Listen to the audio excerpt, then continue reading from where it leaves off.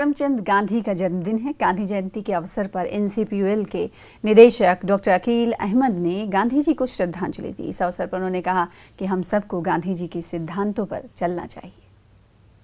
गांधी जी के यौम विलादत पे मैं दिल की गहराइयों से अपनी तरफ से और कौमी कौंसिल बराए फ़रोग़ उर्दू ज़बान की तरफ से खराज अक़ीदत पेश करता हूँ और हिंदुस्तान के तमाम लोगों से ये गुजारिश करता हूँ, अपील करता हूँ कि गांधी जी के नक्श कदम पर चल करके और हिंदुस्तान की जितनी मादरी ज़बानें हैं उसके फ़रोग़ के लिए, उसकी तरक्की के लिए काम करें और पूरे हिंदुस्तान के अंदर जो उन्होंने ख्वाब देखा था, जैसा ख्वाब देखा था हिंदुस्तान के लिए, उस ख्वाब को शर्मिंदा ताबीर करने के लिए सभी मिलकर काम करें।